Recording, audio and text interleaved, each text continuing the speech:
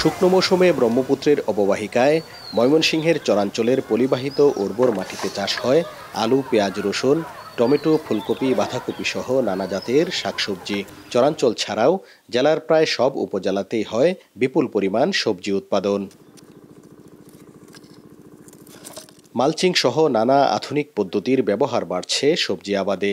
দিন দিন বাড়ছে উৎপাদনের খরচও। এ অবস্থায় সংরক্ষণের সুযোগ না থাকায় ফলন ভালো হলেও ফসলের সংগ্রহোত্তর ক্ষতি থেকে রেহাই পাচ্ছেন না কৃষক। টমেটো যখন আমাদের বেশি উঠালো হয় তখন আমরা আসলে গাড়ির সংকটের লিগে আমাদের বাজার থাকে না, টমেটো পাইকা যা, সেই জন্য আমরা বাজার পাই না। অনেক ফসল নষ্ট হয়, আমরা অনেক লস আছি কোলেস্ট্রল না থাকার কারণে। এখন বেচা কেনা হইতেছে 500 টাকা ক্যারেট, 1000 টাকা ক্যারেট। আর কোনো সময় যদি কোলেস্ট্রল থাকতো তে আমরা একই ক্যারেট, এখন যেটা বেচতেছি ওই সময় একই ক্যারেট বেচতাম 4000 টাকা, 3000 টাকা।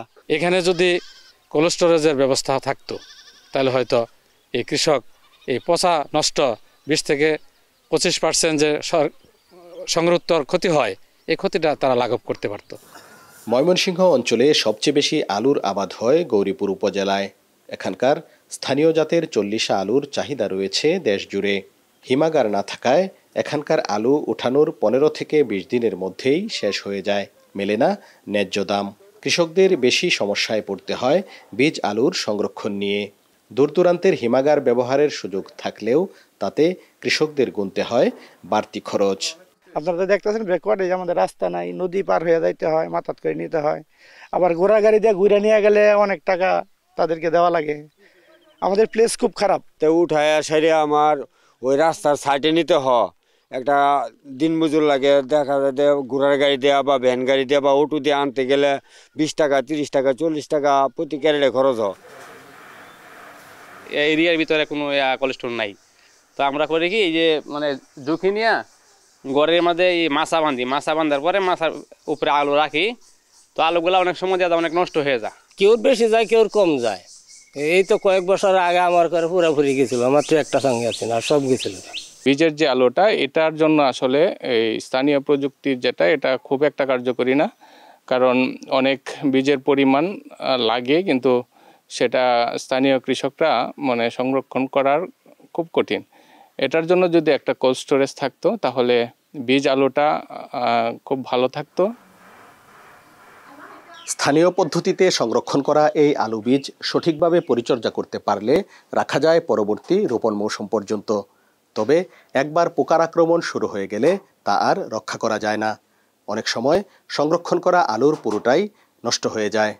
তারপরও নিরুপায় কৃষক বছরের পর বছর ধরে এভাবেই সংরক্ষণ করছেন তাদের আলু বীজ।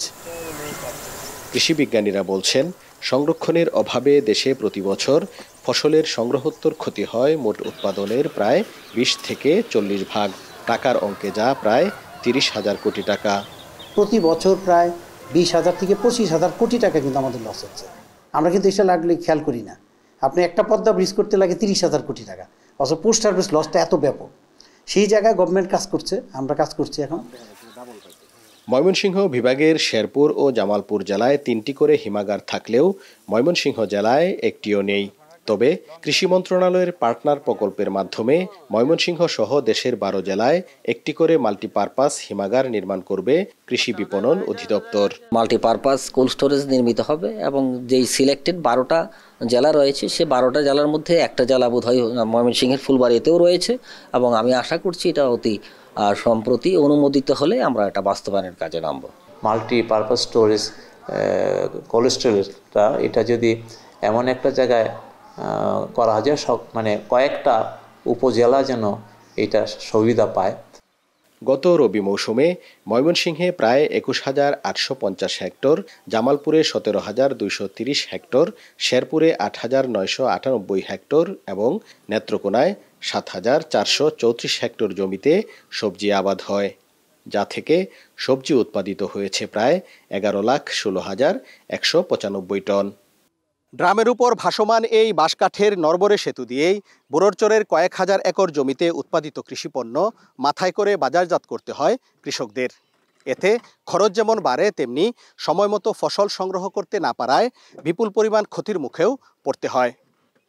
উন্নত যোগাযোগ ব্যবস্থার পাশাপাশি ফসল সংরক্ষণের সুবিধা তৈরি করা গেলে বৈপ্লবিক পরিবর্তন ঘটবে চরের অর্থনীতিতে। হারুনুর রশিদ, এখন, বুড়োরচর, Mymensingh. Lily Honey Face Wash. Lily, always be beautiful.